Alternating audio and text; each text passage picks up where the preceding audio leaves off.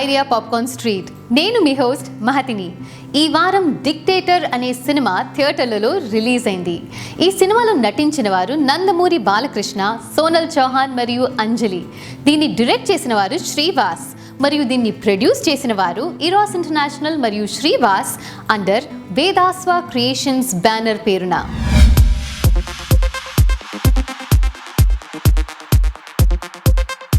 ఈ కథ చందు అనే అబ్బాయి గురించి. చందు జీవితంలో ఒక ఆస్పైరింగ్ యాక్ట్రెస్ అంజలి ప్రవేశిస్తుంది ఒక ప్రాబ్లంతో. చందు ఆమె ప్రాబ్లంని సాల్వ్ చేస్తాడు, కానీ ఆ ప్రాబ్లమ్స్ పెద్దవవుతూ ఉంటాయి. చందు అందులో ఇరుక్కుపోతూ ఉంటాడు. తెలియకుండా ఆ ప్రాబ్లమ్స్లో చాలా ఇరుక్కుపోతాడు. ఈ మధ్యలో చందు వాళ్ళ ఫ్యామిలీకి చందు పాస్ట్ గురించి ఒక షాకింగ్ ట్రూత్ తెలుస్తుంది. ఆ షాకింగ్ నిజం ఏమిటి? చందుకి అంజలికి కనెక్షన్ ఏమిటి? అసలు ఈ ప్రాబ్లమ్స్ అన్నీ ఎందుకు వస్తున్నాయి అన్నది సినిమా మెయిన్ ప్లాట్. పర్ఫార్మెన్సెస్ గురించి మాట్లాడాలి అంటే undoubtedly Nandamuri Balakrishna is the heart and soul of this film. అతని పర్ఫార్మెన్స్ రెండు క్యారెక్టర్స్లో అద్భుతంగా ఉంది. సోనల్ చౌహాన్ది చిన్న రోల్ అయినా చక్కగా అందంగా ఉంది. అంజలి అందంగానే కాకుండా నందమూరి బాలకృష్ణతో అమేజింగ్ కెమిస్ట్రీ షేర్ చేసుకుంది. ఎస్ఎస్ తమన్ మ్యూజిక్ చాలా ఇంప్రెసివ్గా ఉంది. బ్యాక్గ్రౌండ్ స్కోర్ కూడా బాగుంది.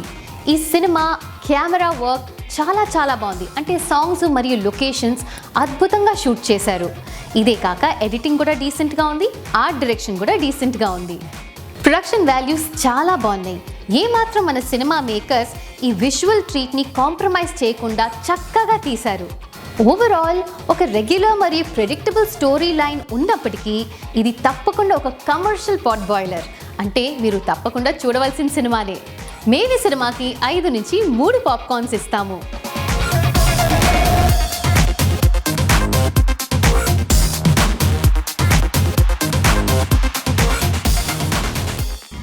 మీకు ఈ సినిమా గురించి ఏమనిపించిందో కింద కమెంట్ చేసి మాకు తెలపండి. మళ్ళీ త్వరలోనే ఇంకో సినిమా రివ్యూతో మీ ముందుకు వస్తాం. అంతవరకు మీ మహతికు సెలవివ్వండి. నమస్తే.